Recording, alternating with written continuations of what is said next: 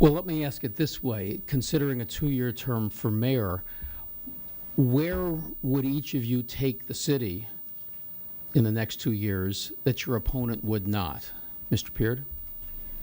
Well, I think we need to go on our successes. I mean, I would take the city in the same direction it's going, because if it isn't broke, why fix it?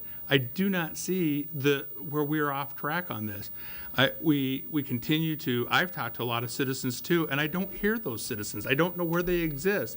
I know that there's always going to be some discourse of people, because that's the nature of the beast in government. No one's ever going to be perfect. No one has ever governed perfect in the government.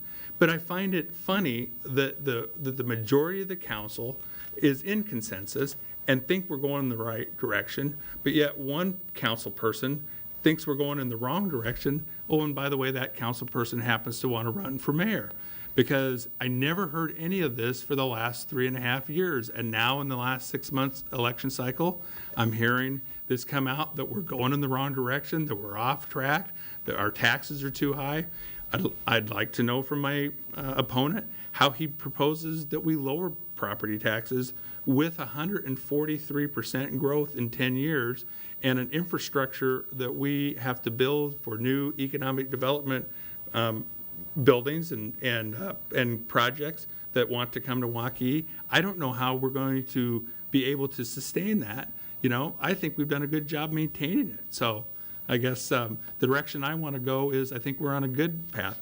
We have it's funny that you said that we have no vision in our path, because here's a 57-page document that had hundreds of citizens of Waukee that participated in a 4-meeting process to give us a roadmap of how Waukee was going to develop and how Waukee was going to grow and what it took to get there.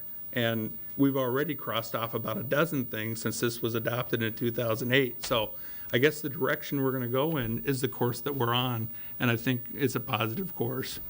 Mr. McGee, where would you take the city differently from where Mr. Beard would? Yeah, well, let me talk about my vision for the community. I look at my vision of the community as the same way I looked at it when we first moved in.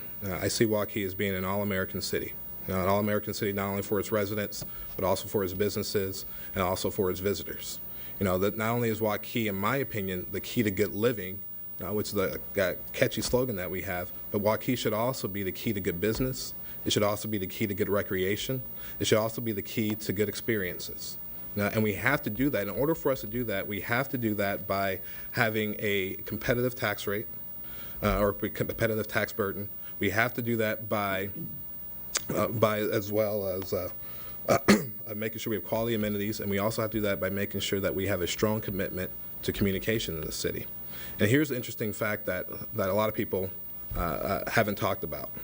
It is true that by percentage, Waukee is the fastest growing community in the state. However, if we were to take the Dallas County portion of West Des Moines, that would be, if that was its own city, it would be the fastest growing city in the state.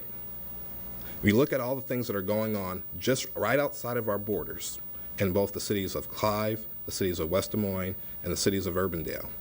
You look at what's going on in those communities, and you say Waukee is fine. That's where the challenge is. Those are the cities that we're competing with, because when it comes down to it, and this is the jig now, certain businesses have decided that because it is too difficult to locate in Waukee, because it's too difficult because of some of our business practices, that they rather locate just directly outside of our borders, where not only do they pay a lower rate, but they also have less headaches to deal with, and they're treated fair. They feel like they're treated more fairly, and as well, they can still get all the benefits. There's a city that has a brand that they understand that's very clear, and as well, they still get the benefits of marketing to the citizens of Waukee. They still get the benefits of pulling from the Waukee labor pool. Heck, they can still join the Waukee Area Economic Development Corporation. They can still join the Waukee Area Chamber of Commerce. They can still be part of, if they're in the Waukee School District, they can still be part of everything that still goes on in Waukee, but not have to deal with the anti-competitiveness that is in Waukee.